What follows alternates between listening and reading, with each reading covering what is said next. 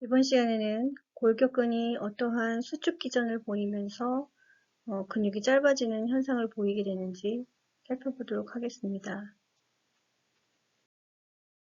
골격근이 수축을 하려면 골격근을 자극하고 있는 운동신경이 서로 연결되어 있어야 합니다. 그래서 운동신경과 골격근의 연결 부위를 우리가 모터 엔드 플레이트, 즉 신경 말단과 골격근의 종판의 형성, 다른 말로 신경근 접합부라고 합니다. 이걸 풀어 설명하면 신경근육 이음부라고 얘기하죠. 그래서 제일 먼저 형성되어 있어야 할 것은 신경근 접합부입니다. 그래서 골격근이 수축을 하려면 꼭 필요한 것이 신경근 접합부, 신경근 접합부의 형성이 필요합니다. 그래서 골격근은 이렇게 신경과 서로 만나 있는 부분, 즉 종판을 갖게 되고 운동신경에서 내려온 신경 전달 물질, 즉 아세틸콜린이 이렇게 종판을 향해 터져 나오기 시작을 합니다. 운동신경의 자극으로 운동신경 말단의 아세틸콜린이 분비되면 종판을 자극합니다. 이 종판은 아세틸콜린이 분비되는 신경의 말단, 자, 이 부위를 신경의 말단이라고 합니다. 신경의 말단과 근육이 서로 만나 있는 이 종판은 서로 운동신경과 근육이 타이트하게 붙어 있지 않습니다. 즉, 완전히 치밀하게 붙어 있지는 않습니다. 이 사이에 간극을 형성합니다. 그래서 이와 같이 간극을 형성하는 이 부위로 넓게 아세틸콜린을 분비하면 일부의 아세틸콜린은 이렇게 종판이 갖고 있는 아세틸콜린이 가서 자리 잡고 작용을 할 수 있는 수용기에 가서 붙기 시작을 합니다. 이 아세틸콜린 수용기에 가서 붙게 되면 실제 아세틸콜린 수용기 자체는 이온 통로를 열 수 있는 자극이 됩니다. 이때 열리는 이온 통로가 바로 나트륨 통로입니다. 그래서 아세틸콜린이 존재하는 이 부위에는 나트륨 통로가 있기 때문에 실제 그림을 설명하면 이렇게 나트륨의 이온 통로가 존재하는 이 부위에 자, 이렇게 하트 모양으로 아세틸콜린 수용기가 있는 거예요. 그래서 여기에 아세틸콜린이 와서 작용을 하면 이온 통로가 이렇게 열리게 되는 겁니다. 그러면 이 이온 통로를 통해서 물질이 이동하는데, 자, 이 이온 통로의 이름은 나트륨 통로예요. 그러면 어떻게 될까요? 나트륨은 세포 밖에 많고 세포 안에 적기 때문에 경사도를 가지고 나트륨이 이동을 한다면 밖에서 안으로 이렇게 나트륨이 들어오게 됩니다. 그러면 그 나트륨에 의해서 세포 안이, 즉 종판 안쪽으로 나트륨이라는 양이온이 쭉 쌓여서 증가하게 됩니다. 그러면 종판 전반적으로 봤을 때 종판에 넓게 양이온이 증가하는 형태를 띠게 되죠. 자, 여기까지 설명합니다. 신경근 접합부의 형성, 그래서 신경근 접합부에서 아세틸콜린이 분비, 그 과정을 통해서 아세틸콜린 수용기에 결합을 하면 나트륨 통로가 열리고 그래서 나트륨이 밖에서 안으로 들어오는 형태를 통해 종판이 전체적으로 탈분극을 형성하게 됩니다. 그래서 아세틸콜린의 분비, 수용기에 자극을 주면 나트륨 통로가 열리죠. 그래서 이 나트륨의 통로는 일단 종판을 향해 나트륨 통로를 통해 들어온 나트륨에 의해서 종판의 탈분극, 두 번째는 종판의 탈분극,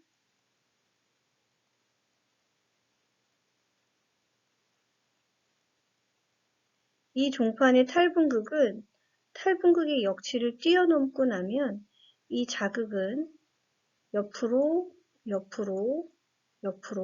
퍼져나갑니다. 옆으로 퍼질 수 있는 이유는 종판의 양옆으로 바로 막전이 의존성 나트륨 통로가 쫙 깔려 있어요. 그래서 그 옆에 있는 나트륨 통로를 건드리면 나트륨이 또 들어오고 또 탈분극이 되어서 그 옆에 있는 통로를 건드리면 또 나트륨이 들어오고, 또 옆에 있는 이온 통로, 막전이 의존성 이온 통로를 건드리면 또 나트륨이 들어오고 하는 과정을 통해서 종판을 중심으로 근막이, 즉 근형질막이 전체적으로 다 탈분극되는 현상을 갖게 됩니다. 그래서 종판의 탈분극이 주변의 근형질막의 막전이 의존성 나트륨 통로를 자극해서 나트륨이 유입되죠.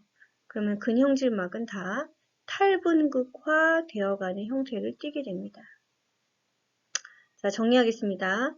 아세틸콜린이 운동신경 말단에서 분비, 아세틸콜린 수용기의 결합, 그 수용기는 바로 나트륨 통로입니다. 그래서 나트륨 통로가 열리죠.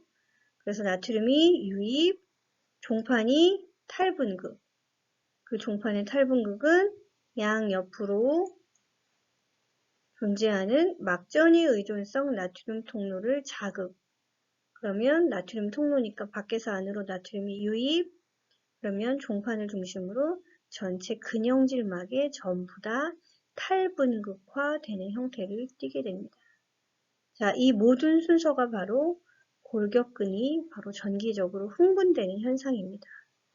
골격근이 흥분되는 순서를 말하시오라고 한다면 아세틸콜린이 자극이 되고 그로 인해서 종판의 탈분극, 종판을 중심으로 근형질막에 전부 탈분극이 전도된다까지 기억을 하면 좋겠습니다. 그렇다면 그 그림은 바로 여기서 보여지는 이 그림이겠죠. 여기 운동신경의 축작 말단에서 아세틸콜린이 분비되고 종판이 탈분극이 되면 종판을 중심으로 근형질막이 전부 다 막전이 의존성 나트륨 통로가 열려서 나트륨이 들어오는 과정을 거칩니다. 근데 이 근형질막은 근섬유 전체적으로 바깥쪽에 위치하는 것만은 아닙니다. 근형질막은 근섬유의 안쪽으로 이렇게 깊게 T세관을 이루고 있습니다. 그래서 조금 더 깊숙한 자극을 안쪽에 있는 근섬유에게까지 전달하기 위해서 T세관이라는 함몰된 구멍이 있습니다. 이 구멍, 근형질막을 따라 이 T세관 안쪽으로 탈분극이 전도되면, 자, 여기까지 정리합니다. 운동신경 말단에서 아세틸콜린이 분비, 종판의 탈분극을 이루면 이것은 그 양옆으로 존재하는 근형질막의 막전이 의존성 나트륨 통로를 자극합니다. 그냥 이온 통로가 아니라 탈분극이라는 막전이의 변화에 따라 열린다라고 해서 막전이 의존성 나트륨 통로죠. 그래서 이 탈분극은 전도됩니다. 전도라는 건 똑같이 퍼져나가는 현상입니다. 나와 똑같은 현상을 그 옆에까지 계속해서 전달하는 걸 탈분극의 전도라고 설명을 하죠. 그러면 주위의 근형질막의 나트륨 통로를 똑같이 열어서 탈분극이 전도되고, 그렇게 되면 이렇게 깊게 패인 T세관 안쪽으로 근형질막이 연속되는데 이 안쪽까지 탈분극이 전도됩니다. 자, 그러면 이렇게 전도된 탈분극이 안으로 들어오면 이 안쪽에 존재하는 DHP 수용기를 건드리게 됩니다. 수용기니까 자극으로 이어지는 곳이죠. DHP 수용기는 다이하이드로피리디인이라는 수용기 이름입니다. DHP 수용기가 자극을 받으면 그림에서 보는 것처럼 이 DHP 수용기는 그림과 같이 스프링 구조로 세포 안쪽에 근형질막과 연결되어 있습니다. 스프링 구조로 연결되어 있는 이곳이 바로 이 근형질막을 붙잡고 있는 문입니다. 문. 여기 붉은색 동그라미로 치어져 있고 이 안에 초록색으로 표시되어 있는 이 부분. 그러니까 바로 이 부분이겠죠. 이게 바로 근형질 세망. 여기 안에 근형질 세망 안에 존재하는 칼슘의 문입니다. 칼슘의 통로예요.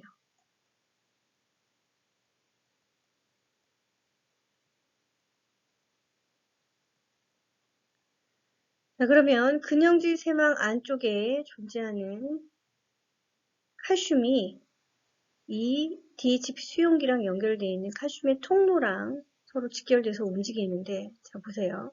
여기 DHP 수용기까지 T세관의 탈분극의 자극이 전도되면 이 DHP 수용기랑 연결되어 있는 이 스프링의 구조가 느슨하지 않고 짧아집니다. 즉 이렇게 느슨하게 풀려 있다가 갑자기 굉장히 짧아지면 이 상태에서 붙어 있는 이 칼슘의 문이 이렇게 이동을 하면서 바깥쪽을 향해 열리게 되어 있습니다. 그러면 이 칼슘의 문이 열리면 칼슘은 근영질 세망 안에 굉장히 고농도로 존재하기 때문에 칼슘의 이온 통로가 문이 열린 다음에는 칼슘이 근영질 세망에 갇혀 있지 않고 이 칼슘이 바깥쪽으로 쏟아져 나오기 시작을 합니다. 즉 세포 안에 칼슘의 농도가 높아지기 시작을 하는 거죠. 그렇다면 이렇게 칼슘의 문이 열리면 칼슘의 문이 열려서 근영질 세망, 이 말단 수조 끝부분입니다. 여기에 존재하고 있는 고농도의 칼슘이 농도 경사를 통해 이렇게 세포 안으로 나옵니다. 그러면 이렇게 나와 있는 칼슘은 어디 가서 붙을까요? 그렇죠. 이 칼슘은 바로 여러분들이 아시다시피 이 칼슘이 결합하는 부위인 트로포닌에 가서 장착이 됩니다. 여기 이렇게 빨간색 도트가 이 연두색 도트에 붙기 시작을 하는 거예요. 그럼 어떻게 될까요? 트로포닌에 가서 붙은 칼슘이 작용을 해서 트로포미오신이 이렇게 뒤쪽으로 밀려나갑니다. 그럼 트로포미오신이 뒤쪽으로 밀려나면서 누가 나올까요? 그렇죠. 미오신하고 결합할 수 있는 여기 G액틴의 연결 부위가 노출이 되는 겁니다. 미오신과 결합할 수 있는 이 부위가 바로 노출이 되면 노출된 미오신 결합 부위는 아주 자연스럽게 여기 미오신의 머리 꼭대기와 붙게 됩니다. 붙은 다음에 어떻게 될까요? 여기 액틴이 있고 미오신의 머리가 이렇게 세워져 있다면 이 상태에서 붙은 다음에 액틴이 있고 미오신의 머리가 이렇게 꺾여서 이동을 할 겁니다. 이게 바로 이 8번의 그림이라고 설명할 수 있겠죠. 자, 정리합니다. DHP 수용기가 활동 전이로 자극을 받으면 그와 연결되어 있는 칼슘의 통로, 즉 근영질 세망의 칼슘의 통로를 열어서 칼슘이 이렇게 근형질, 즉 세포 안쪽으로 나오게 됩니다. 그러면 칼슘은 트로포닌에 결합하고 이어서 트로포미오신이 자리를 바꾸면 그 다음에 미오신과 결합할 수 있는 부위를 갖고 있는 G액틴의 미오신 결합 부위가 노출이 되고 이때 미오신 머리 꼭대기가 이와 같이 G액틴과 서로 결합을 하면서 머리를 M선 쪽으로 안쪽으로 꺾으면서 근수축을 유발할 수 있게 됩니다. 자, 그러면 지속해서 근수축을 이루어야 한다면 칼슘이 한 번 나오고 말까요? 아니면 지속적으로 나와야 할까요? 그렇죠. 지속적으로 농도 경사를 가지고 계속해서 칼슘이 노출되어야 하지만 계속해서 액틴과 미오신이 서로 만날 수 있고 그로 인해서 머리를 반복적으로 붓고 이동하는 형태를 따라서 머리를 계속 꺾음 현상을 통해서 즉 교차 연결다리를 형성함으로써 자 이렇게 안쪽으로 Z선을 끌고 들어오면서 전체적인 근절은 짧아지는 그러한 근수축의 형태를 보이게 됩니다. 그렇다면 다 쓰고 남은 칼슘은 그냥 존재하지 않고 만약에 근육이 이완된다면 칼슘은 더 이상 필요하지 않습니다. 즉 액틴과 미오신이 서로 헤어져야 되겠죠. 그러면 이러한 구조를 다시 제자리로 돌려놓으려면 나왔던 칼슘은 다시 원래대로 돌아가야 합니다. 이때 여기 근형질 세망, 즉 칼슘을 저장하고 있는 칼슘의 저장고죠. 이 근형질 세망에 칼슘의 펌프가 존재합니다. 그래서 이 펌프를 통해, 즉 ATP를 사용하고 있는 칼슘의 펌프를 통해 근형질 세망으로 다시 되돌아가면 이때 근육은 다시 제자리로 찾아가는 이완의 형태를 띠게 되어 있습니다.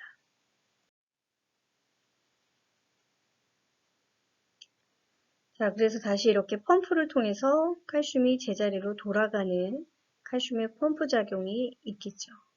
그렇다면 근육이 수축과 이완을 반복적으로 일으키려면 물론 고농도의 칼슘도 필요합니다.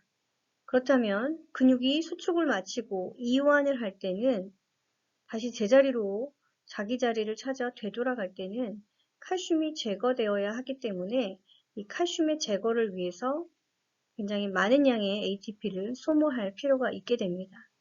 그래서 우리가 흥분과 그리고 수축, 그리고 결합을 통해서 근수축이 일어난다면 우리가 이 근수축을 계속 유지하거나 혹은 반복적인 근수축을 일으키거나 혹은 수축이 끝난 후에 다시 제자리로 돌아가는 이완의 형태를 띠기 위해서는 고농도의 칼슘도 필요하지만 많은 양의 ATP도 지속적으로 공급이 되어야 하는 그러한 특징을 갖게 됩니다. 자, 그래서 ATP를 통해서 칼슘이 제자리로 돌아가고 그래서 근육이 이완되는 형태를 띠게 됩니다. 자, 이때 만약에 아세틸콜린이 제대로 분비되지 않거나 혹은 아세틸콜린이 수용기에 제대로 바인딩, 붙는 현상을 제대로 갖추지 못한다면 아무리 운동신경에 자극이 와도 근육은 흥분 그리고 수축까지 이어질 수 없는 근무력증에 빠지게 됩니다. 자, 이 근무력증은 신경근 접합부에 존재하는 아세틸콜린 수용기가 제대로 기능을 하지 못하는 그러한 질환입니다. 그 중에 하나로서 이렇게 몸 안에 이상한 항체들이 있습니다. 이 항체가 바로 아세틸콜린 수용기를 파괴하는 항체입니다.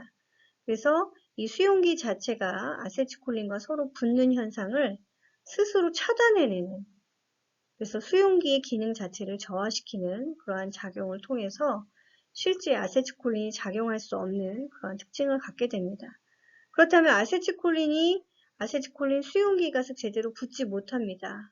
항체가 자기가 먼저 가서 붙었기 때문에 그 자리를 차지하는 거죠. 그래서 아세틸콜린이 만약에 분비된다 하더라도 이 아세틸콜린 수용기가 자극을 받지 못하면 이 종판이 나트륨을 안으로 들여보낼 수 있는 탈분극이 일어날 수 없게 됩니다. 그렇다면 이 탈분극은 바로 흥분성으로 이어질 수 없습니다. 즉, 종판을 중심으로 종판에 쭉 양옆으로 이어져 있는 근형질막의 활동 전이를 전도시킬 수 없기 때문이죠. 그렇게 되면 근육은 아무리 아세틸콜린이 와서 자극을 해도 근수축으로 이어질 수가 없는 그런 형태로 띠게 됩니다. 이때 나타나는 현상으로는 근육의 마비를 일으킵니다. 심한 경우에는 호흡으로 이어지는데 호흡근의 마비로 이어져서 제대로 숨쉬기 운동을 하지 못해서 사망에 이르는 그런 좀 무서운 그런 질환의 특징을 갖게 되겠죠. 아세틸콜린 수용기가 그 기능을 잘해야 되고 아세틸콜린이 제대로 분비되어야 하는 특징을 갖게 됩니다. 자, 전전 PPT에 이렇게 운동신경 말단이 종판이랑 서로 만나 있으며 이 사이를 간극이라고 이야기합니다. 이 간극에는 아세틸콜린을 없애주는 아세틸콜린 에스터레이즈라는 아세틸콜린 분해 효소를 갖고 있습니다. 그래서 아세틸콜린이 분비되고 더 이상 필요하지 않는, 즉 근육이 이완되는 형태를 취해야 할 때는 이 분해 효소의 작용이 활발해지면서 아세틸콜린이 간극 안에 더 이상 남아있지 않도록 청소 역할을 하게 됩니다. 그래서 아세틸콜린이 분비되고 아세틸콜린의 기능을 더 이상 하지 않을 때 이 분해 효소가 작용을 해서 아세틸콜린을 없애주는 역할을 통해서 근수축을 조절하는 그러한 특징을 갖게 됩니다. 자, 근육이 액틴과 미오신이 만나 서로 미끄러짐 현상을 통해서 근육이 수축 운동을 합니다. 그래서 앞서 설명했듯이 액틴이 미오신 사이로 미끄러져 들어가면 수축은 이루어진다라는 것을 뜻하는 말이죠. 자, 이때 근수축을 위해서 근형질 세망에서 칼슘이 나와야 합니다. 근형질 세망에서 나온, 즉 유리된 칼슘이 누구랑 결합을 하느냐? 아시다시피 트로포닌과 결합을 하죠. 여기 초록색으로 보이는 트로포닌하고 결합을 하면 트로포미오신이 구조 변화를 일으켜서 뒤로 빠지게 됩니다. 그러면 액틴의 연결 부위가 노출이 되고 노출된 연결 부위가 바로 이렇게 미오신하고의 서로 교차 연결다리의 형성을 갖게 됩니다. 미오신 머리가 여기 중앙 M선을 향해 이렇게 꺾이면 액틴이 미끄러져 끌려 들어오는 현상을 갖게 되면서 전체적인 근절이 짧아지는 현상을 갖게 되죠. 자, 그게 바로 뭐냐면 파워 스트로크입니다. 교차 연결다리 형성이 바로 파워 스트로크 현상이라고 설명할 수 있게 됩니다. 자, 그렇게 되면 이렇게 한 번 붓고 액틴이 한 번 안쪽으로 끌려 들어오고 근육이 수축을 하는 게 아니라 이와 같은 현상이 계속적으로 반복적으로 일어나야 합니다. 그래서 반복적인 현상이 일어나려면 붓고 머리를 꺾은 다음에 계속 붙이고 머리를 꺾인 상태로 유지하는 게 아니라 이러한 결합과 머리 꺾음 현상은 다시 반복되어야 합니다. 그러기 위해서는 이 둘은 잠깐 헤어져야 되겠죠. 왜냐하면 그 다음번에 있는 액틴과 서로 만나서 결합해서 안쪽으로 들어와야 되기 때문입니다. 자, 그렇다면 액틴과 미오신이 잠깐 떨어져야 하는 그때에 필요한 물질은 바로 무엇입니까? 바로 여기 ATP입니다. ATP가 미오신 머리에 날라와서 붙게 됩니다. 그러면 이 미오신은 ATP가 와서 붙음과 동시에 액틴과의 접착력이 떨어지게 됩니다. 그러면 자연스럽게 둘이 이렇게 분리되는 현상을 갖게 되죠. 자, 새로운 ATP가 공급이 되면서 액틴과 미오신의 머리가 분리됩니다. 근데 만약에 ATP가 계속적으로 공급이 되지 않는다면 액틴과 미오신이 서로 분리되지 못하기 때문에 이것을 가리켜서 우리는 사후 강직이라고 합니다. ATP가 새롭게 와야지만 액틴과 미오신이 서로 결합력을 떨어뜨리고 그 다음에 만약에 더 이상 근육이 수축을 하지 않는다면 떨어짐과 동시에 액틴이 뒤쪽으로 이렇게 밀려나면서 근육이 이완되는데 만약에 ATP가 새롭게 공급되지 못하는 사후 현상을 보인다면 이렇게 붙어있는 접착된 상태로 계속해서 미오신 머리가 꺾여서 고정이 되기 때문에 강직 현상을 보이게 됩니다. 기억하시길 바랍니다. ATP의 결합 형태가 이루어져야지만 액틴과 미오신이 서로 분리되고 만약에 다음 수축을 유도한다면 다음 수축까지 이어질 수 있습니다. 그러나 ATP가 새롭게 공급되지 못하는 사후 현상 안에서는 ATP가 공급되지 못한 다음에 이렇게 액틴과 미오신이 서로 분리되지 못해서 강직된 상태로 계속해서 연장되기 때문에 사후 죽은 다음에 몸이 딱딱하게 굳는 사후 강직의 현상을 갖게 됩니다. 자, 미오신의 머리가 ATP랑 결합을 한 다음에 이 머리에는 ATP를 분해하는 분해 효소가 있습니다. 그래서 그 분해된 효소에 의해서 자연스럽게 ATP를 분해해서 에너지가 나오죠. 그 에너지를 가지고 미오신의 구조가 서로 변해서 이렇게 머리를 다시 제자리로 돌려놓습니다. 이거를 자, 원래 제자리로 돌아가는 형태, 헉드 스테이트라고 설명하죠. 자, 이때 에너지는 다 사용하지 않습니다. 이때는 반 정도 사용하고 나머지 에너지는 다음번 머리를 다시 이렇게 꺾어줌을 만들기 위해서 에너지를 남겨둡니다. 그래서 남은 에너지, 다음 수축을 위해 남겨둔 에너지를 가지고 있을 때 그 에너지를 통해 다시 한번 파워스트로크, 교차 연결다리를 형성하는 특징을 갖게 됩니다. 자, 여기까지 다시 한번 정리를 합니다. 칼슘이 와서 트로포닌이 붙으면 트로포미오신이 자리를 바꾸죠. 그러면 G액틴이 노출됩니다. 그러면 그 G액틴에 노출된 상태에서 미오신 머리의 꼭대기랑 서로 결합을 하고 이때까지만 해도 이 미오신 머리는 에너지를 어느 정도 갖고 있습니다. 이거를 잠재 에너지라고 설명합니다. 그 전에 쓰고 남은 에너지죠. 그 잠재 에너지를 가지고 이렇게 파워 스트로크, 머리를 꺾어서 M선 안쪽으로 끌어당기는 근육이 짧아지는 형태를 보이게 됩니다. 이렇게 한번 붓고 꺾은 상태로 계속 유지되면 근육이 더 이상 짧아짐을 하지 못하게 됩니다.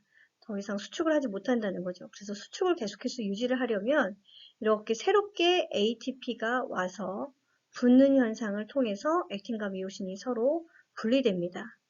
그러면 빠르게 ATP 분해 효소를 통해서 ATP는 에너지를 만들어내고 그 에너지를 가지고 이 헤어진 미오신의 머리는 다시 제자리로 들어 올려지는 칵테일 스테이트 현상을 갖게 됩니다. 그리고 나서 에너지를 다 쓰지 않고 만약에 잠재 에너지를 갖고 있는 상태라면 다음번 머리를 한 번 더 꺾어서 끌어당겨 줄 때 그때 사용합니다. 자, 이러한 사이클을 통해서 미오신 머리에 붙어있는 ATP는 깨끗하게 사용되고 그 사이에 ADP와 분해되는 현상에 의해서 얻어진 인상기는 깨끗이 떨어져서 다음번 수축에서 이완으로 넘어갈 때는 머리는 깨끗해지는 현상을 갖게 됩니다. 깨끗해져야지만 ATP가 새롭게 와서 붙을 수 있는 현상을 갖게 되니까 이 사이에 인산기와 ADP는 사라져야 되는 현상을 갖게 됩니다. 이게 바로 근 필라멘트 미끄러짐 학설안의 ATP에 소모되는 현상입니다. 자, 정리합니다. ATP가 새롭게 오면서 나타나는 현상은 액틴과 미오신의 분리입니다. 떨어지죠. 그러면 이 ATP는 분해 효소에 의해서 분해돼서 에너지를 만들어내고 이 에너지는 미오신의 머리를 세워줍니다. 미오신의 머리를 세워주죠. 근데 이때 에너지를 다 쓴다고요? 아니죠. 남겨둡니다. 그 에너지를 바로 잔류 에너지 혹은 잠재 에너지라고 이야기합니다. 남아있는 잠재 에너지를 가지고 다시 한번 교차 연결다리를 형성할 때, 교차 연결다리란 머리가 서로 붙은 다음에 머리를 꺾어서 안쪽으로 끌어당겨서 이렇게 근절이 더 짧아지는 현상을 뜻합니다.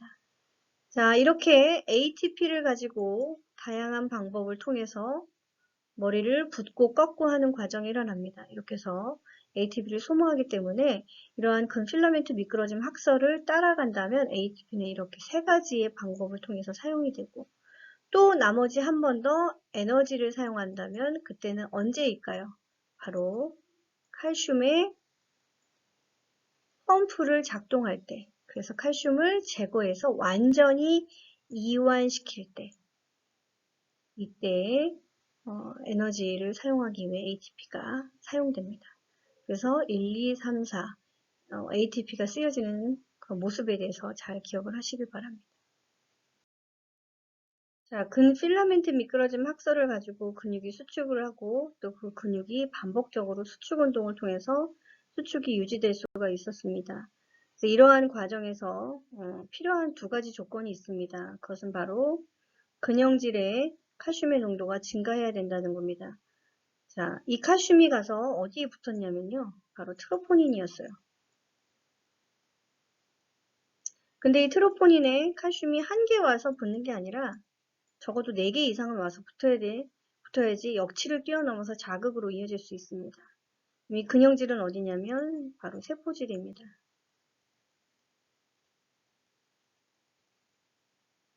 그래서 칼슘의 농도가 일단은 증가해야 하고 또 충분한 양의 ATP가 끊임없이 공급이 되어야지만 이러한 머리를 붓고 꺾고 풀고 또 붓고 꺾고 푸는 이러한 교차 연결다리 형상이 끊임없이 일어나는 겁니다. 이러한 조건은 오랫동안 자세를 유지하거나 혹은 이러한 근육의 수축을 지속하기 위한 조건이기도 되는데 우리가 자세를 오랫동안 유지한다는 건 강직으로 똑같은 형태를 띠해서 계속해서 가는 건 아닙니다. 반복적으로 근육이 미세하게 수축과 이완이 반복적으로 일어나는 현상을 뜻하는 거기 때문에 이러한 형태로 끊임없이 근육이 수축을 한다면 높은 농도의 칼슘이 필요하고 근수축에 필요한 ATP가 공급이 되어야 합니다. 만약에 ATP가 공급이 되지 않으면 어떻게 된다고요? 그쵸? 바로 강직 현상이 이어집니다. 이러한 붓고 꺾고의 현상이 그냥 붓고 꺾는 다음에 풀어지지 않고 계속해서 고정된 현상을 보이기 때문에 근육이 강직으로 이어져서 예를 들어 사후 강직에 대한 설명할 수 있었습니다. 그래서 자세 유지를 위해서 필요한 에너지를 공급하려면 우리는 칼슘과 끊임없이 ATP가 충분히 공급되어야 되는 현상을 통해서 근육을 통해 움직임을 유지하고 또 자세를 만들어낼 수 있게 됩니다.